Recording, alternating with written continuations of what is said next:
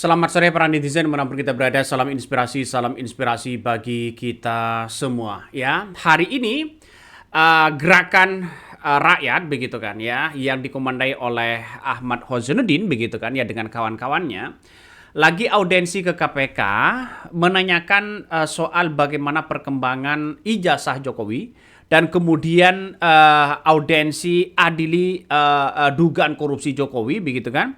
Sehingga banyak yang kemudian disampaikan oleh ke KPK. Ini banyak yang kemudian mempertanyakan, kok bisa-bisanya ya jebol seperti ini pertahanan KPK begitu.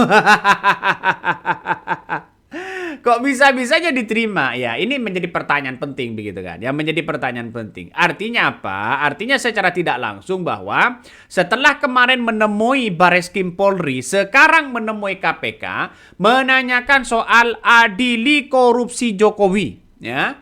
Adili korupsi Jokowi inilah pertanda banyak orang yang kemudian beberapa bulan yang lalu begitu kan, banyak yang melaporkan keluarga Jokowi baik Kaesang, dugaan ini, dugaan itu dan sebagainya. Dan sekarang ini Ahmad Hosenuddin dengan kawan-kawannya memastikan langsung ya untuk untuk mengadili ya, mempertanyakan dan audensi ke KPK RI ya, adili korupsi Jokowi. Nah, ini kan banyak sekali yang kemudian dibacakan tuntutan-tuntutan itu. Coba kita dengarkan apa yang kemudian disampaikan oleh Ahmad Hosenuddin begitu dengan kawan-kawannya. Seperti ini. Ini menarik loh, Bu. Ini menarik ya. Coba kita tonton. Dan sesuai dengan aturan perundangan yang berlaku. Harusnya surat keputusan dan juga itu mungkin tidak melihat ijazahnya sehingga kok bisa disetarakan dengan ijazah SMK. Ya, SMK. Dan kebetulan beberapa teman-teman sudah melakukan kunjungan ke Singapura maupun ke Sydney. Ternyata ke Sydney itu kan cuma khusus bahasa. Ternyata itu pun katanya yang satu kelas sama dia tidak pernah masuk. Ini kenapa kami ke Didasmen ya Mas. Kemudian dari Didasmen kami rencananya mau ke MK masalah putusan 90 yang kita ketahui cacat hukum, cacat konstitusi. Karena paman Gibran, paman Usman, ya itulah yang telah memanipulasi keputusan MK nomor 90 sehingga Gibran bisa maju. Nah selanjutnya kami rencana mau ke Gibran, kantor Wapres, ya kami ingin mereka sampaikan ke Mas Gibran supaya lebih mundur aja lah daripada dimajukan, karena Anda itu tidak sah menjadi wakil presiden dan tidak mumpuni menjadi pejabat negara, apalagi setinggi sebagai orang kedua di negara ini. Kemudian yang terakhir ke KPK, tapi karena sehubungan dengan arahan dari keamanan, kami hanya ke Polisi, Mabes Polri tadi sudah kami lakukan dan kemarin sekarang ke KPK. Dan ini pada kesempatan ini kami menyampaikan pernyataan sikap dari GMKR secara resmi kepada pimpinan KPK. Nanti sebelumnya kami akan bacakan pernyataan sikap pada Ketua Komisi KPK. Jadi izin saya bacakan ya Pak, biar bisa didengar semua. Pernyataan sikap nomor 003 GMKR Nasional 2026. Gerakan merebut kembali kedaulatan rakyat kepada Ketua Komisi Pemberantasan Korupsi. Tagline-nya adalah KPK harus menjadi milik rakyat. Korupsi adalah kejahatan luar biasa yang merampas uang negara, merampas hak rakyat, dan menghancurkan sendi-sendi kehidupan berbangsa dan bernegara. KPK lahir dari amanat reformasi 1998 untuk memberantas korupsi secara independen, profesional, transparan, dan tanpa pandang bulu. GMKR menilai bahwa pemberantasan korupsi hari ini masih jauh dari harapan rakyat. KPK tidak boleh menjadi alat kekuasaan, alat politik, ataupun tameng bagi kepentingan oligarki. Atas dasar hal tersebut, GMKR menyatakan sikap sebagai berikut. Pertama, kembalikan KPK pada amanat reformasi. KPK harus independen dan bebas intervensi kekuasaan partai politik maupun oligarki. Kemudian kedua, tuntaskan dugaan korupsi oligarki yang melibatkan mantan Presiden Jokowi dan keluarga. Antara lain kasus-kasus Blok Medan, kuota haji, denda kebakaran hutan Sumatera, PSN P2, dan lain-lain.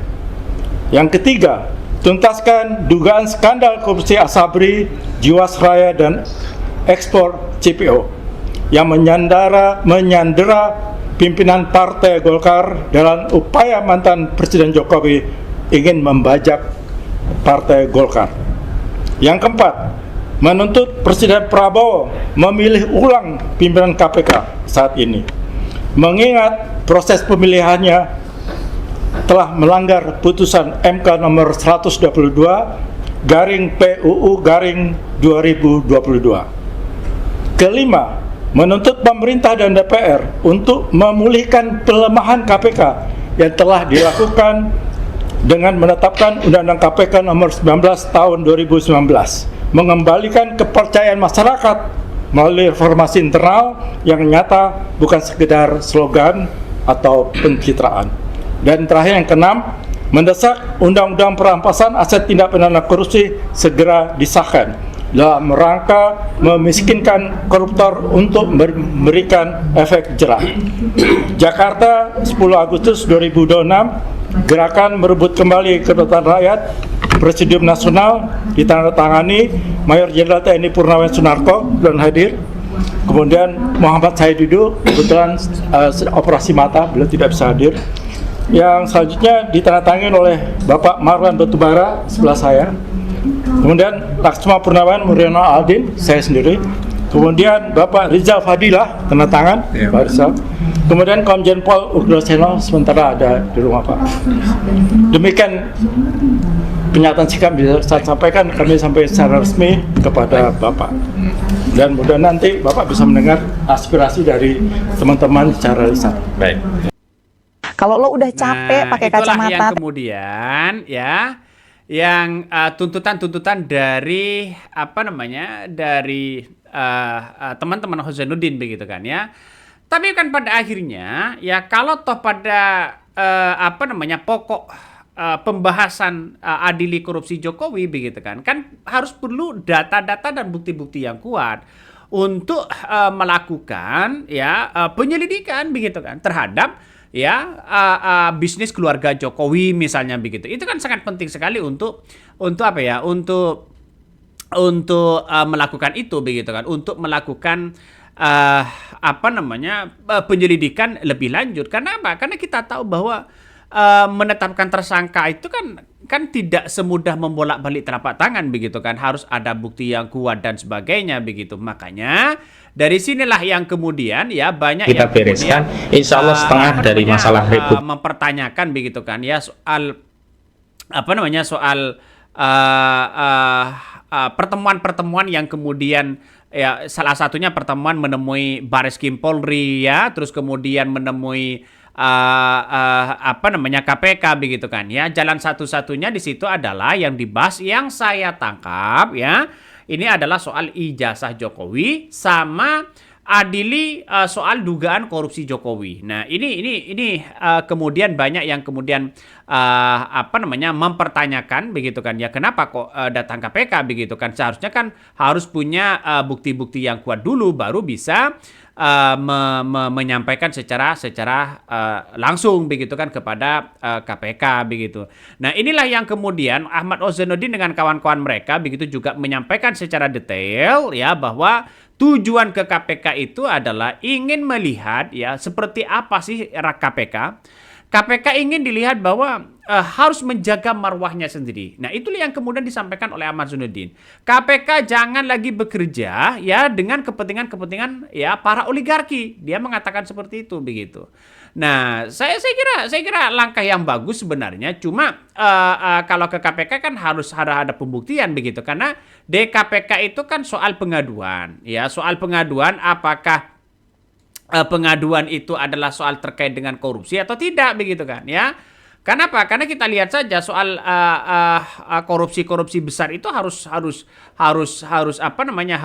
benar-benar ada bukti begitu kan ya. Percuma nanti kalau toh pada hakikatnya tidak menyampaikan secara detail ya bahwa pokok dari temuan-temuan itu. Artinya secara tidak langsung begitu KPK juga ingin memastikan begitu kan ya, tidak hanya audensi saja, apakah benar ada dugaan korupsi ya dari seorang Jokowi begitu kan, itu logikanya menjadi pertanyaan penting. Nah, kalau ini hanya menemui audensi itu kan banyak orang-orang beraudensi, tapi kan perlu diklarifikasi secara detail begitu, seperti bisnis Jokowi, bisnis Kaisang, bisnis yang lain yang kemudian sekarang ini menjadi persoalan-persoalan netizen begitu kan ya. Harus diperiksa. Nah, sebelum diperiksa harus ada laporan, harus ada bukti yang kuat dan sebagainya. Coba kita tonton apa yang disampaikan oleh Ahmad Hozanuddin seperti ini. Kereta cepat ada 3 sebab yang terjadinya itu kerugian keuangan negara. Pertama dari sisi ada markup karena beda jauh nilai dengan kereta cepat yang di Cina sendiri begitu. Kedua, cost overrun yang itu tidak direncanakan sejak awal begitu. Yang ketiga, beban utang dan bunga yang jauh lebih tinggi ketimbang pembanding dari Jepang ketika itu. Padahal Pak, kalau PPK pejabat kecil-kecil itu Pak, HPS mahal sedikit saja udah ya dianggap itu sebagai kerugian keuangan negara. Kenapa? Negara harusnya beri manfaat barang atau jasa lebih murah, tapi oleh PPK digelembungkan, perkiraannya jadi naik, sehingga yang menang tender agak lebih mahal daripada harga yang seharusnya. Itu saja jadi korupsi. Ini udah jelas. Pertanyaan selanjutnya kan harusnya PPK yang melakukan penyelidikan. Kalau hitung-hitungannya itu belum ya punya nilai sebagai pembuktian di dalam persidangan pidana, ya tinggal permintaan kepada BPK untuk melakukan audit. Ini tidak pernah dilakukan. Itu satu hal. Hal yang lain yang justru sudah ada audit yang sudah jelas kerugian keuangan negara dari kerusakan lingkungan di 2018 atau 17 Freeport, PT Freeport McMoran sudah ada audit dari BPK. Saya bahkan yang membuat laporan KPK, saya lupa, saya nggak follow up karena jadi kayak ke Kapolsek juga begitu jadinya.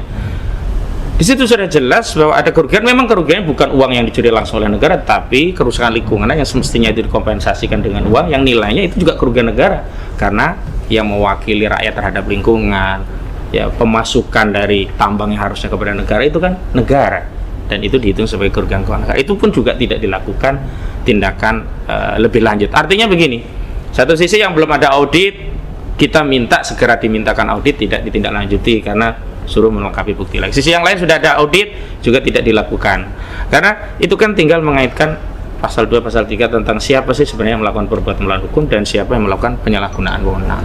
Dan kami hari ini sebenarnya miris, selain KPK sudah dipreteli kewenangannya, alhamdulillah sih masih jalan terus. Tetap kita apresiasi Pak, masih bisa nangkap. Saya pikir dulu ketika KPK undang-undangnya diperlemah, itu KPK bermati, ternyata masih. Kami apresiasi itu. Tapi ketika kemarin di kasus korupsi MBG yang nangani Kejagung, rezim yang digunakan bukan Undang-Undang Tipikor tapi KUHP yang baru, pasal 2 pasal 3 yang ada batas minimum 4 tahun direndahkan menjadi 2 tahun. Jaksa akhirnya milih rezim KUHP untuk nangani Tipikor di kasus MBG. Lalu di mana orang itu akan merasa jerah dengan korupsi? Kenapa? Karena rezim kita di DPR wakil rakyat kita membuat korupsi itu jauh lebih humanis. Yang sebelumnya batasan minimum 4 tahun penjara sekarang diturunkan menjadi 2 tahun. Apalagi jangan-jangan nanti tidak ada batasan minimum sehingga korupsi bisa divonis 4 bulan misalnya, atau bahkan korupsi tidak bisa ditahan sehingga koruptor bisa mengajukan prapit berulang, sehingga KPK kerepotan nanti tersangka koruptor mengajukan prapit berulang, nggak bisa masuk perkara. Aduh, nggak ada wibawa negara kita.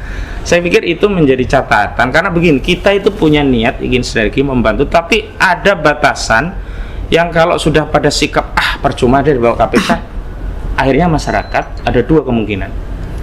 Pertama akan ya melakukan tindakan anarkis, yakni Eigenrechting tadi. Kedua, delegitimasi. Nah, poinnya kan bisa kita tangkap begitu kan ya.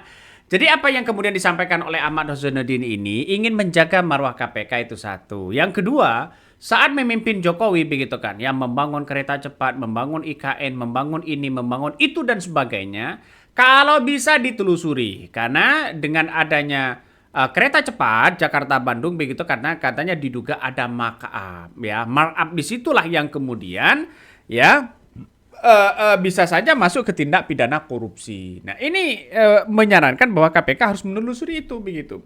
Kalau ada markup, ya pada akhirnya kan siapa yang bertanggung jawab?